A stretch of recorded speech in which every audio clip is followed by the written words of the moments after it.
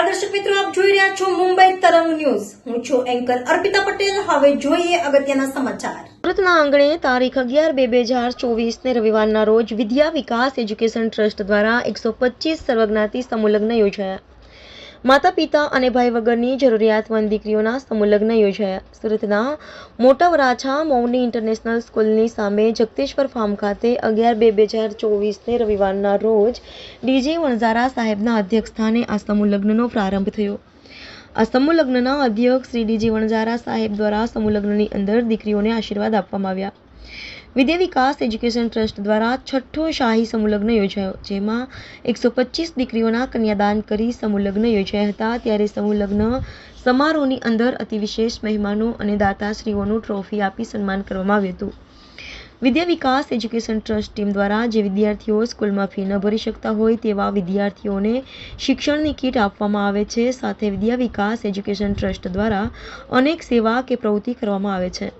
મેહુલભાઈ દ્વારા જણાવવામાં આવ્યું હતું કે આ વર્ષે જેવો સાથ સહકાર મળ્યો તેવો જ સાથ સહકાર દર વર્ષે મળતો રહે। રિપોર્ટર વિજય મકવાણા, મુંબઈ તરંગ ન્યૂઝ, સુરત। વિશે સુરત ખાતે 125 સર્વજ્ઞાતિ સમૂહ લગ્ન રાખવામાં આવ્યા હતા, શું કહેશો? સુરતના આંગણે આજે વિદ્યા વિકાસ એજ્યુકેશન ચેરિટેબલ ટ્રસ્ટ દ્વારા અને આ ટ્રસ્ટના મોભી શ્રી મેહુલભાઈ માલવિયા અને દિલીપભાઈ પટેલ અને અન્ય હોદ્દેદારો અને એમના યુવાનોની ટીમ દ્વારા આજે છઠ્ઠો શાહી સમૂહ લગ્નોત્સવનું આયોજન જ્યારે થઈ રહ્યું છે, ત્યારે આ સમૂહ લગ્નોત્સવમાં આજે હું મુખ્ય મહેમાન તરીકે ઉપસ્થિત રહેવા માટે આવ્યો છું। આજે બહુ જ મોટો મેળો જામ્યો છે।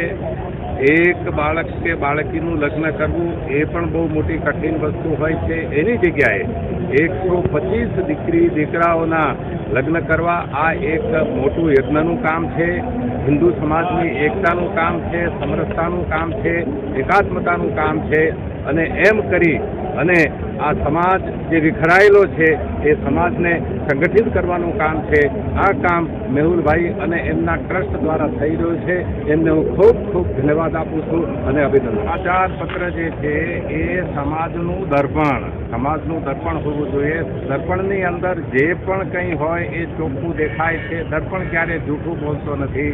દર્પણ જે કામ કરે છે એવું જ કામ આ સમાચાર પત્ર દ્વારા થાય એ પ્રકારની મારી એમની પાસેથી અપેક્ષા છે અને એ પ્રકારનું કામ થઈ જ રહ્યું છે અને ઉત્તરોત્તર આ કામ આ જ દિશામાં થશે એવા મારા એમને ખૂબ ખૂબ શુભાશીષ છે અને શુભેચ્છાઓ।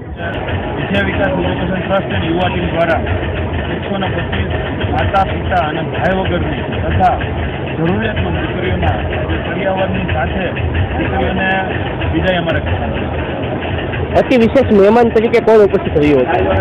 વિશેષ અધ્યક્ષ તરીકે ડીજે વણઝારા સાહેબ। લોકોને શું સંદેશ આપશો?